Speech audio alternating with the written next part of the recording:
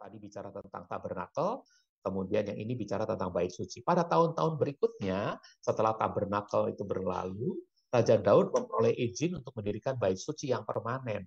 Meskipun dibangun dalam skala yang lebih besar, namun bait suci yang kemudian disebut bait Salomo, ternyata bukan Daud yang membangunnya, tetapi Salomo yang membangunnya, karena tangan Daud berlumuran darah, kata firman Tuhan ya. Eh, jadi apa yang dibangun oleh Salomo tetap mengikuti pola yang sama dengan tabernakel Musa. Pola bagi bait suci diberikan roh Yahweh kepada Daud. Ayat-ayat di bawah ini menceritakan bagaimana penahbisan bait Salomo tersebut. Ketika terjadi penahbisan, 1 Raja-Raja 8 gitu ya. Jadi polanya diberikan kepada Daud, lalu 1 Raja-Raja 8 ayat yang kelima mengatakan, lalu Raja Salomo bersama seluruh jemaah Israel yang sudah berkumpul di depan tabut itu mempersembahkan kurban domba dan lembu jantan yang tidak terhitung jumlahnya sebab terlalu banyak. Sesudah itu para imam membawa tabut perjanjian itu ke tempatnya, yaitu di tempat kudus, bagian belakang bait itu, ke ruang maha kudus, maha suci, di bawah sayap-sayap kerub-kerub itu, jadi di atas itu, di langit-langitnya, dan di dinding-dindingnya itu ada gambar kerub dengan sayap yang menudungi, ya. Jadi ini yang disebut eh, di bawah sayap-sayap kerub-kerub itu. Sebab kerub-kerub itu merentangkan kedua sayapnya ke tempat tabut itu. Ini kerub-kerub yang ada merupakan lukisan di dinding dan langit-langit dari bait suci ya. Tapi di tabut sendiri itu ada dua kerub yang saling berhadapan ya dengan mengembangkan sayapnya. Nah, merentangkan kedua sayapnya ke tempat tabut itu sehingga kerub-kerub itu menudungi tabut dan kayu-kayu pengusungnya. Lalu ayat 8, mereka memperpanjang kayu-kayu pengusung itu sehingga ujung kayu-kayu pengusung itu terlihat dari ruang suci yang ada di depan tempat kudus dan belakang. Namun kayu-kayu pengusung itu tidak terlihat dari luar. Disitulah tempatnya kayu-kayu pengusung itu hingga hari ini. Nah, di dalam tabut tidak ada apapun selain kedua loh batu yang telah diletakkan oleh Musa di situ ketika Yahweh mengadakan perjanjian dengan Bani Israel di Gunung Horeb saat keluar dari tanah Mesir. Ingat, Horeb itu sama dengan Sinai ya, saudara. Oke. Sesudah para imam keluar dari tempat kudus itu, turunlah awan memenuhi bait Yahweh. Jadi tadi itu tabut itu dari luar dimasukkan ke dalam karena bait suci baru jadi ditahbiskan oleh Salomo ya. Ketika sudah imam-imam menaruh tabut itu, mereka keluar lagi, turunlah awan memenuhi bait Yahweh sehingga para imam itu tidak lagi dapat berdiri untuk melayani sebab awan itu menyebabkan kemuliaan Yahweh memenuhi bait Yahweh.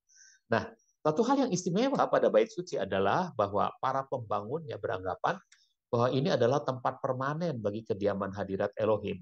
Karena itu, peti perjanjian di sini dilepaskan dari tongkat-tongkat pengusungnya. Ketika Salomo dan rakyatnya melaksanakan upacara penabisan, awan kemuliaan turun dan memenuhi rumah Tuhan itu. Inilah awan kemuliaan yang nampak di antara muka-muka para kerub yang ada pada tahta anugerah. Jadi itu dari Shekinah Glory di atas takhta anugerah itu memancar terus sehingga seluruh bait suci itu penuh dengan awan kemuliaan, lalu tampil keluar awan kemuliaan itu ya. Nah itu saudara-saudaraku, ini diliputi oleh awan kemuliaan seluruhnya gitu ya. Nah itulah yang terjadi. Nah sekarang kita memasuki pelajaran yang atau slide baru. Awan kemuliaan itu tidak hanya muncul, tetapi juga memenuhi segenap rumah Tuhan itu atau bait Yahweh itu. Hingga para imam tidak mampu berdiri dan melakukan pelayanan. Inilah tipologi dan bayangan dari hari Pentakosta yang akan terjadi beberapa ratus tahun kemudian pada kisah 2. Ya, jadi awan kemuliaan itu bicara juga tentang hari Pentakosta. Ya, jadi ketika Salomo menabiskan bait suci, ketika dipotong banyak kurban-kurban ya persembahan dibakar di sana dan tabut sudah dibawa masuk, maka kemuliaan itu muncul terang terus-menerus dan makin terang, makin bersinar sehingga para imam ini dilingkupi oleh awan kemuliaan, nggak bisa lagi berdiri, mereka bersujud semuanya ya. Nah, itu nggak tahan mereka. Nah, ini sama seperti pada hari Pentakosta, saudaraku. Terjadi api yang membuat mereka semua bisa berkata-kata dalam bahasa-bahasa yang baru. Nah, itulah gambaran dari dipenuhinya rumah Tuhan atau bait suci, ya, eh, yang berbicara ke depan tentang tercurahnya Roh Kudus untuk murid-murid Masiah Yesua, untuk murid-murid Tuhan Yesus Kristus, ya.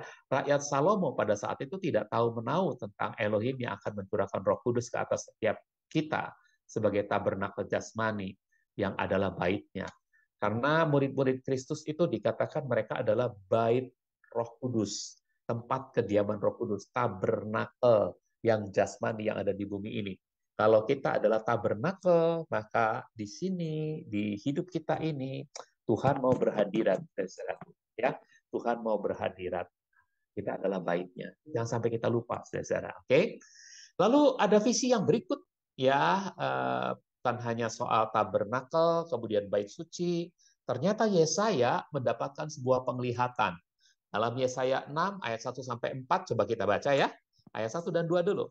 Pada tahun kematian Raja Uzia, aku, Yesaya, melihat Tuhan duduk di sebuah tahta yang tinggi menjulang dan jubahnya memenuhi tempat kudus. Para serafim, nah ingat ada perbedaan ya.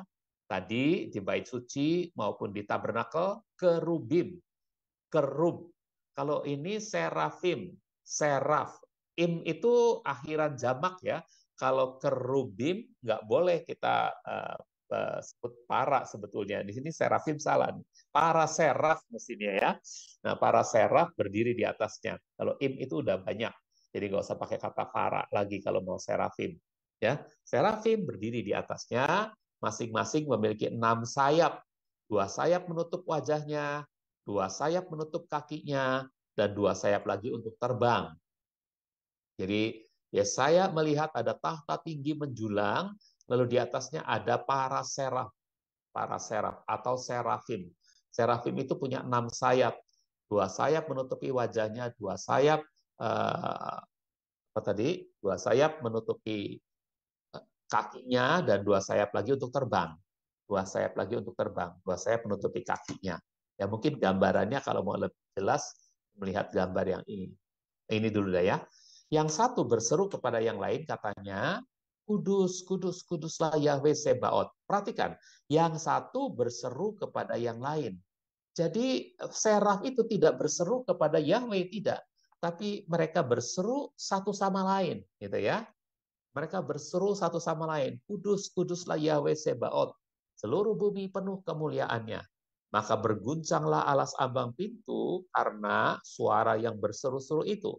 Dan bait itu pun dipenuhi dengan asap.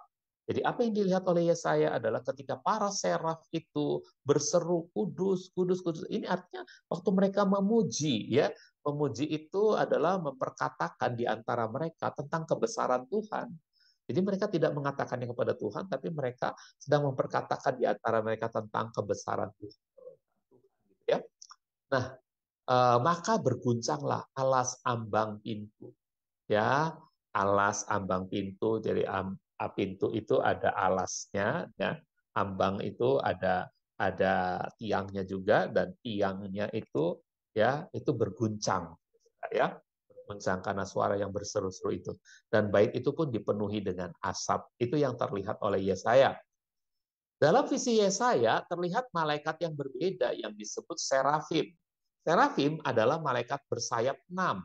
Dalam visi itu mereka menyerukan puji-pujian ya kepada Tuhan. Memang puji-pujiannya di antara mereka, tapi pujiannya terhadap kebaikan Tuhan, tentang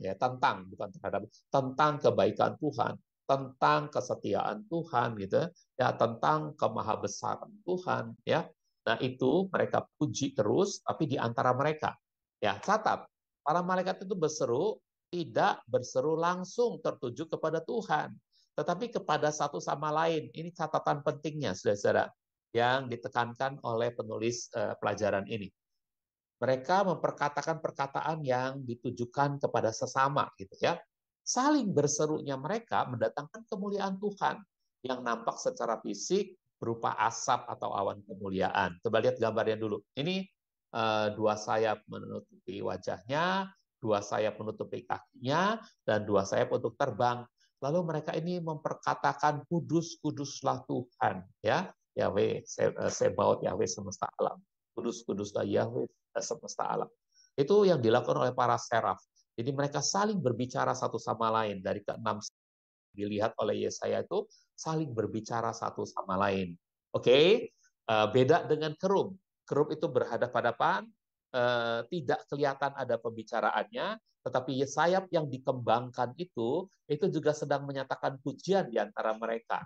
Mereka sedang melihat kepada perbuatan Yahweh melalui pengorbanan Sang Putra di tutup pendamaian itu, karena di sana dipercikan darah. Jadi mereka memuji Yahweh, tapi mereka saling berkata satu sama lain, gitu, saudara. Oke ya. Nah, maka prinsipnya adalah ketika makhluk ciptaan Tuhan saling memberikan pujian tentang Tuhan, satu sama lain saling memberikan pujian.